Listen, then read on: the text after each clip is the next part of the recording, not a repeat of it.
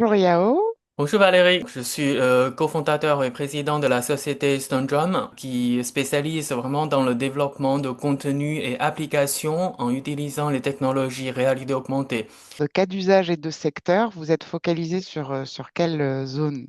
Les applications qui nous aident à proposer une expérience de visite enrichie dans les musées et des expositions. Et alors, du coup, quel type de lunettes vous voulez utiliser ou vous utilisez actuellement? Aujourd'hui, les formes des équipements idéales seraient des lunettes réalité augmentée avec la technologie de kit d'onde optique. On voit sur le marché, je pense qu'il y a au moins une dizaine de marques bien établies et derrière, il y a beaucoup de compagnies qui y investissent. Donc, on voit cette année comme une sorte d'explosion des lunettes.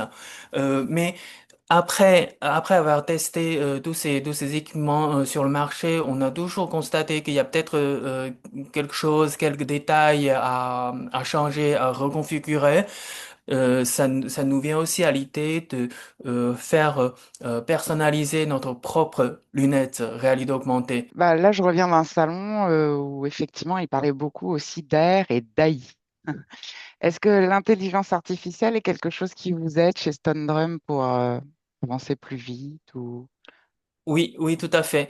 En fait, on ne peut pas rater la tendance. C'est vraiment, c'est vraiment la grande tendance d'utiliser l'IA dans beaucoup d'applications, y compris dans le domaine de réalité augmentée, réalité virtuelle, pour le secteur culture énormément aussi. L'intelligence artificielle a beaucoup évolué énormément dans ces derniers temps. Donc, on a vu la capacité de l'IA de pouvoir traiter non seulement les textes et de la voix, mais aussi des images, des vidéos et même la Mm. création en 3D. Mais aussi, ça représente un bénéfice pour les visiteurs, les utilisateurs finaux aussi, parce que pour eux, par exemple, dans notre solution, une sorte d'expérience de guide dans le musée, les visiteurs souvent ont envie de poser plein de questions et cette partie-là pourrait aussi être faite par IA, de pouvoir proposer des réponses personnalisées selon les besoins, selon curiosités des visiteurs. Donc c'est pas comme un simple une simple réception de l'information, mais on est là pour aussi interagir, pour être plus engagé dans l'expérience grâce à l'IA.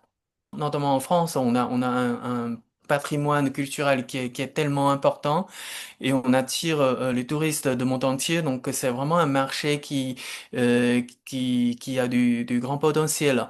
Et avec notre solution réalité augmentée, on voit que ça pourrait aider les utilisateurs, ça pourrait aider les visiteurs, notamment les visiteurs étrangers qui arrivent dans un musée, qui peuvent bénéficier vraiment de cette technologie pour avoir une meilleure expérience.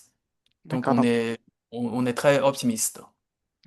Alors du coup, tu dirais qu'aujourd'hui, quelles sont les plus grandes barrières à l'entrée? Donc, on attend que l'industrie avance pour encore améliorer les équipements pour pouvoir euh, résoudre ces problèmes-là. On souhaite que la technologie AR soit aussi une technologie responsable. Donc, on va l'utiliser pas seulement sur les expériences pour avoir plus d'informations ou de divertissement, mais aussi on va aider les établissements à proposer une accessibilité enrichie.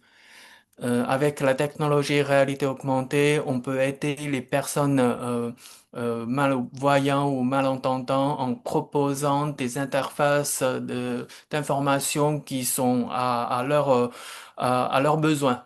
Pas seulement avec la réalité virtuelle visuelle comme on a aujourd'hui à travers des lunettes, mais on est aussi en train de développer des accessoires avec la technologie haptique, c'est-à-dire avec la touche. On peut créer beaucoup plus de sensations, on peut faire plus de choses avec une plus grande créativité.